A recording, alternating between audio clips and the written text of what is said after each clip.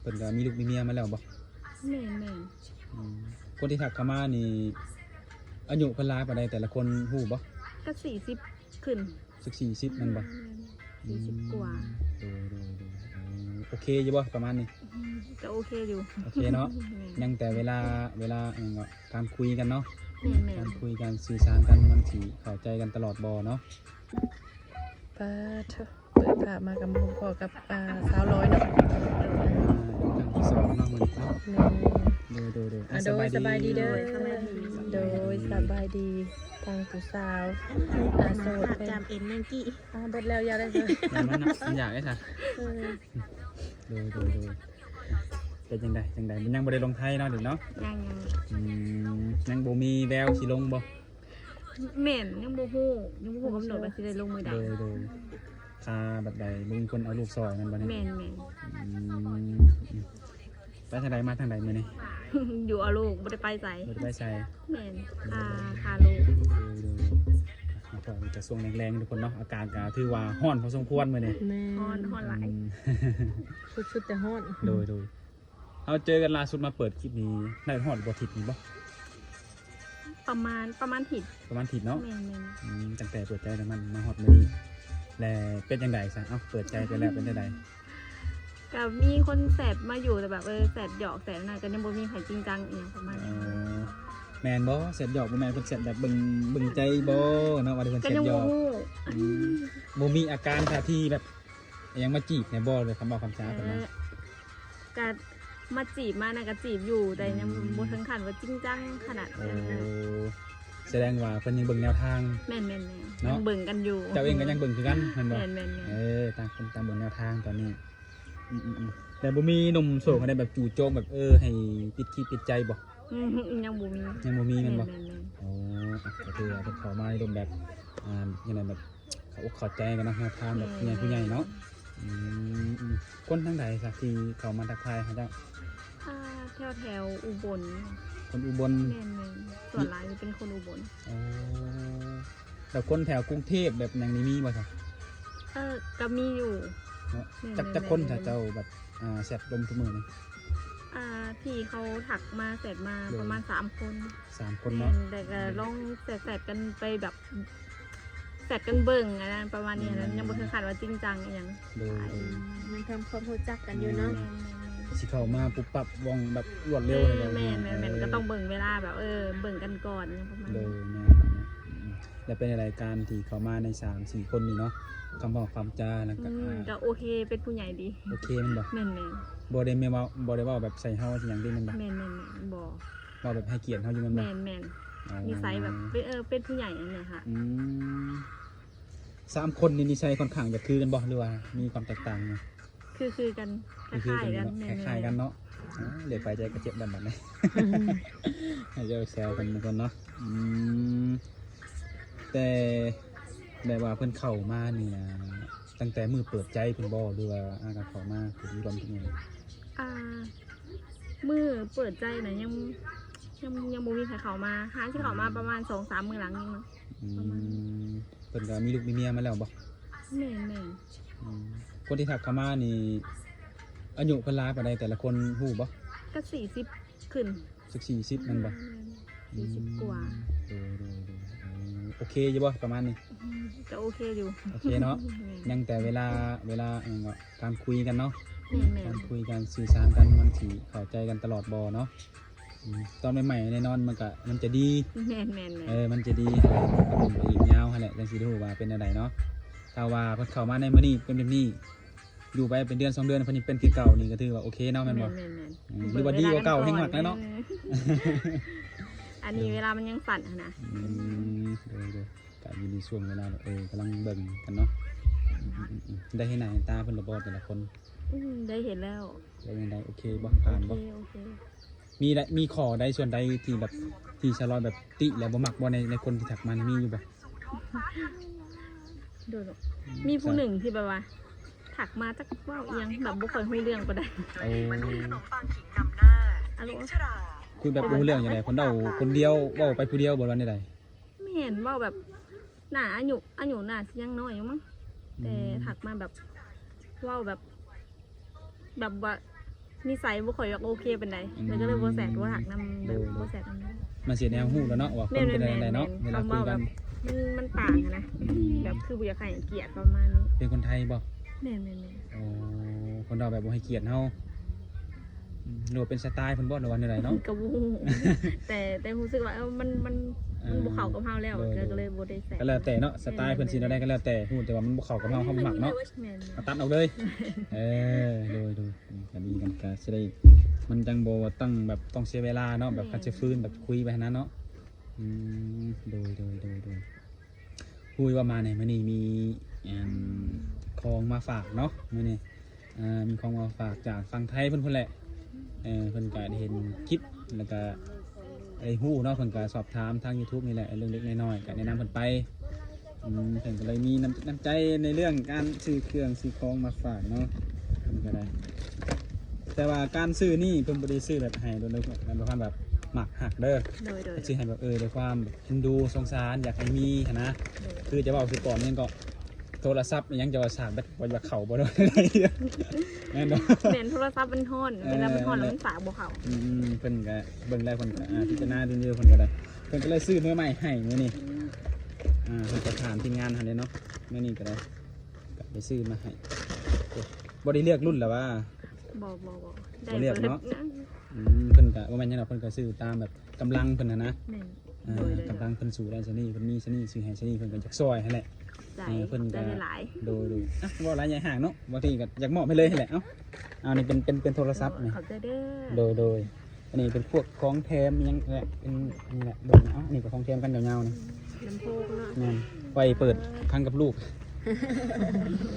เปิดเบิ่งข้างในจุดยาวมีแต่กล่องบ่ได้เคยคืนในคลิปก็เฮ็ดนะอันนี้เฮาคาชี้มาให้เลยนี่นะบ่ฮู้ว่าสิถือใจเจ้าหรือบ่และสีชั้นนั่น โดยขอบใจเด้อ โดย ขอบใจ ก็อยากให้ทางสลอยเนาะคือว่า โดย ขอบคุณเนาะทางผู้ใหญ่ใจดีที่เพิ่นซื้อให้นั่นแหละ ขอบใจหลายๆที่แบบว่าอีต้นสงสารค่ะนะขอบใจแล้วก็ขอให้อยู่ดีมีแห้งสุขภาพแข็งแรงเนาะผู้ที่ให้ถึงที่น้องบ่ฮู้จักกะย่าแล้วขอบใจเนาะขอบใจหลายๆขอบใจ โดยยายทางอ้ายเพิ่นเนาะ โดย ที่เพิ่นมีใจบุญแล้วก็ได้ดูสงสารและซอยเหลือเนาะแล้วก็ขอบใจที่เพิ่นเชื่อใจและไว้วางใจทีมงานเฮาเป็นสื่อเพิ่นในมื้อนี้ โดยแล้วก็ขอบใจทีมงานเนาะขอบใจหลายๆเนาะทั้งสาวเมยทั้งสาวละน้อยแล้วก็เจ็ดบาท เริ่ม ไป แล้ว เด้ เริ่มแล้ว ไปเด้วันนี้เนาะ สื่อไผจำบ่ได้จื้อบ่ได้เนาะโดยขอบใจทั้งบ่อซีลาดจื่อได้อุ้ย จื้อบ่ได้ ขอบใจ ไปให้ หลาย เนาะ ๆเนาะ โดยก็ถือว่าหอดมือเป็นทีห้อยเนาะ ใจ แต่บ่ฮู้ว่าสิถึกอกถึกใจเพิ่นหรือบ่ก็คือว่าเนาะเปลี่ยนใส่เคสเนาะโดยทุกคนก็ถือว่าเฮาก็มาในมื้อนี้ก็เป็นสะพานบุญให้ทางผู้ใหญ่ใจดีเพิ่นนั่นแหละก็ถือโอกาสมาอัปเดตหัวใจของเพิ่นเลยให้แหละเนาะแต่ว่าตั้งแต่เปิดใจมาจนฮอดมื้อนี้เพิ่นก็ยังบ่ทันแบบว่ามีคนมาครองใจเนาะมีแต่คนแบบเข้ามาสื่อสารความรู้จักหรือว่าแชทคุยกันธรรมดาเนาะ ลงจำไป ยังเบิ่งกันอยู่เสร็จ ไปเด้ คันว่าทาง FC ใหม่เพิ่นอยากทำความรู้จักก็ยังมีสิทธิ์อยู่บ่ ยังมีซีดู แม่ยังเป็นไฟเขียวตัวนี้เนาะเป็นยังบริปิดไฟเด้ถ้าเกิดว่ามีหนุ่มที่เจ้าคุยตัวนี้เนี่ยที่เจ้าเบิ่งใจตัวนี้3 คนบริ4 คนตัวนี้ที่คุยกัน3 คนบอกคนได้คนหนึ่งนี่แบบเพิ่นอยากแบบศึกษาคบหากับเจ้าแบบอยากลองให้ปิดคลิปปิดใจจังซี่นะจะสิว่าได้ไรถ้าจริงจังแบบอยากให้ปิดอีหยังวันนี้จริงจังกันอีหยังวะกระพร้อมกับบริแมนแล้วคนนั้นนี่ต้องเฮ็ดใดโดยวิธีใดจั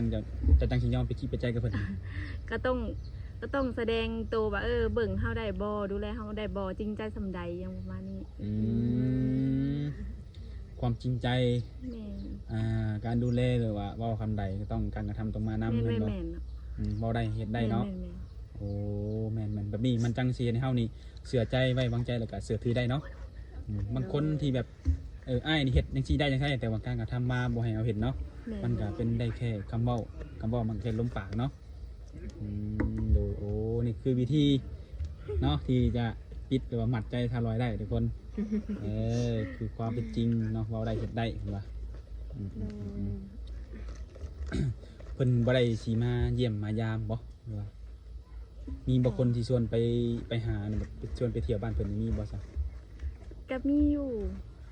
มีแต่ก็บอกเพิ่นไปแล้วก็ต้องใช้เวลาเนาะแบบหาสิฮู้จักกันสิไปแบบสิไปหาไปนำก็เป็นไปบ่ได้ก็เบิ่งกันก่อนเบิ่งให้ฮู้นิสัยใจคอกันก่อนแบบ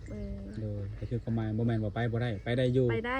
โดยแต่อยากรู้จักกันดนกูนี่ก่อน แม่น อยากให้มีแบบความลึงเคยเนาะ แม่นความลึงเคยความชินในการโอลมเหนือเว้าจากันเนาะโดยก็ถือบ่มีนะต้องนุ่มชวนเขาก็ต้องให้เวลาเนาะหนึ่งมาเขาเป็นผู้หญิงเนาะ แม่น การที่จะไปเที่ยวฟังบ้านเพิ่นก็เขาก็ต้องแบบคิดแล้วคิดอีกเบิ่งแล้วเบิ่งอีกเนาะ แม่น แต่ทุกๆคนที่เข้ามานี่ก็ล้วนแต่เคยมีแบบครอบครัวมาก่อนบ่แม่น แม่น ก็คือสิเข้าใจกันง่ายอยู่เนาะแบบสไตล์แบบไหนคนหัวอกเดียวกัน แม่น โดยบ่มีแบบบ่แบบแบบสาวลอยเนาะเพิ่นเคยแบบมีครอบครัวมาก่อนนี่สิถ้าอ้ายสิเข้าไปใช้ชีวิตร่วมนี่ค่าดองค่าสินสอดนี่สิเอาประมาณเท่าไหร่หลายบันไดเนาะสินะมีบ่ ยังบ่มี ยังบ่มี แม่นยังบ่มี ถ้าทีมงานเอาถามมานี่บอกจำนวนได้บ่ ก็บ่ฮู้อันนี้ขึ้นกับพ่อแม่นะก็บ่ฮู้ว่าสิประมาณได้เท่าใด ยังบ่ได้ถามเพิ่นบ่ แม่นเรื่องแบบนี้มันก็บ่สำคัญหั่นนะ สำคัญอยู่ที่ใจบัดนี้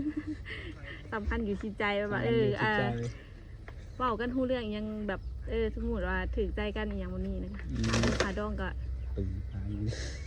เรื่องแบบนี้มันก็บ่ได้สำคัญปานใดดอก เงินทองของนอกกายแบบเขาบอกแบบนี้บ่ความสำคัญก็คือ สิว่าให้มาบอกจำนวนอย่างนึงยังตอนนี้ยังบ่ฮู้ว่าสิบ่ฮู้ว่าสิ บ่แน่เนาะเจอคนที่เข้าใจเฮาถึกใจเฮามักเนาะหวายเรื่องคาดองนี่ก็บ้า บางทีบางคนอาจบ่เอาก็มีเด้บางคนนี่บางทีเราดูแลเฮาดีเนาะ แม่ ดูแลเฮาดีไปห้องคาดองแบบเราสู่บ่ไปเอ้าสิได้เสียผู้นี้ไปแล้วปานนี้โดยจังได๋ก็เบิ่งกันไปแหละเนาะถามเบิ่งแซวเบิ่งยันว่าบอกได้นะยันว่า FC เพิ่นยังฮู้ โดยจังได๋ทีมงานเฮาคือเงียบกิ๊บแทนประมาณนี้เมาแดดบ่หรือว่าใด เมาแดดแห้งขนาดเด้ เนาะ อากาศมันร้อนเนาะ ผูกเอาในจานสันหน่อยกับผูกกันได้ เมาแดดแต่ข่อยนี่เลอะแดดข่อยนี่ ได้ยังจะกินแดงมื้อนี้ซะลอย มื้อนี้ยังบ่ฮู้เลย โอ้ ยังบ่ทันฮู้ น่าสิจนซีนหั่นล่ะ โอ้ เป็นได้ซีนเด้มันดีเป็นได้ซีน กินแนวแซ่บเด้อมื้อนี้เนาะ พอเมื่อยาวเนาะ อยู่ตูดเพิ่นก่อนเนาะ เออ โดยก็ฝากหนุ่มๆเนาะที่ว่ายังอยากลมน้ำซาลอย ปลาซา เนาะ กี้ในชุดขักอะไร ทักทายเข้ามาได้ทุกคนในทางเฟซทางไลน์เนาะแจกได้ทั้งสอง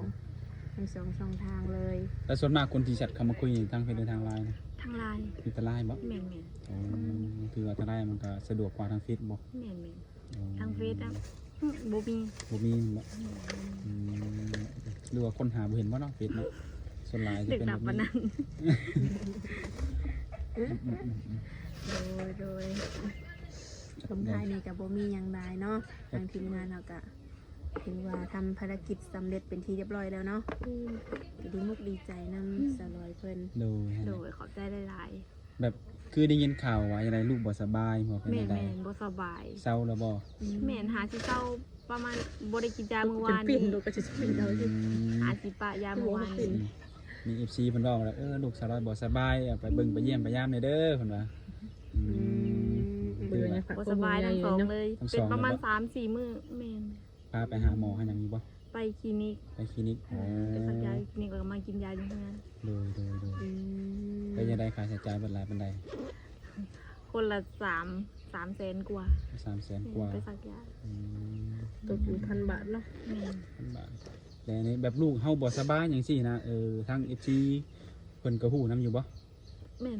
ก็บอก แล้วเพิ่นก็ได้มีการช่วยเหลืออยู่บ่ แม่นเพิ่นก็ โอนขายยามาให้อยู่ เลยยันว่าเขามาคุยว่าทางนี้เดือดร้อนเนาะ ลูกเต้าบ่สบายเอ็ดเชยเมยก็มันเป็นการอย่างไรแบบบ่อยากดูแลเขาเลยเนาะแมันบ่ เพิ่นแม่นเพิ่นโอนขายยามาให้อยู่ เดี๋ยวเพิ่น ดูต้นเลย เพิ่นก็ใจดี เด็กน้อยเนาะ แม่นอาการร้อนแล้วก็เป็นไข้ก็เป็นประสองนี่แบบผู้หนึ่งเป็นแล้วก็ติดผู้หนึ่งอยู่ร่วมกัน หยิบเหมือนกันเนาะไข่ดอกทำแบบช่วงนี้อากาศก็ร้อนอีก โดย ก็ได้ก็เป็นกำลังใจให้ โดย ถ้าคนที่เข้ามาแล้วก็อยากให้จะมีแต่ความจริงใจเนาะความมักแพงกันและกันถึงว่ามื้อนี้เราคุยกันอันหดทางหน้าจะอาจจะบ่ได้ผู้เป็นเมียก็เป็นเอื้อยเป็นน้าเป็นน้อง แม่ เนาะ น หักแพงกันมันดีหมดกับมาหักแพงกันเนาะ แม่น สิแบบแฟนบ่หรือว่าแบบอ้ายแบบน้องบ่ก็คือมันดีเลยเข้ามาหักแพงกันได้เนาะยังไงก็สู้ๆต่อไปเป็นกำลังใจให้เนาะทางชาวเฮาแล้วก็ทางผู้บ่าวทางคนเฮาแล้วเนาะก็คือว่าแหละวิธีมัดใจเพิ่นนี่เอาชนะใจเพิ่นก็บอกมาแล้วเนาะผู้ใดเฮ็ดได้ก็เฮ็ดมาเนาะเพิ่นก็สิได้แบบตัดสินใจปิดใจคบหานำได้ทุกคนเนาะโดยก็มื้อนี้ก็คือว่ามีหยังหลายหลายทุกคนน้องก็ตามนั่นแหละเนาะเป็นจังไดก็มีหยังแบบเพิ่นถามที่ยังค้างคาเรือก็ทักทายกันมาเพิ่นเป็นการส่วนตัวได้คุยกับเพิ่นได้เนาะโดยสำหรับมื้อนี้ก็บ่มีหยังหลายที่มันก็จะได้ขอตัวกลับก่อนแล้วบัดนี้ โด โด ย ยสบายดี โดยสบายดี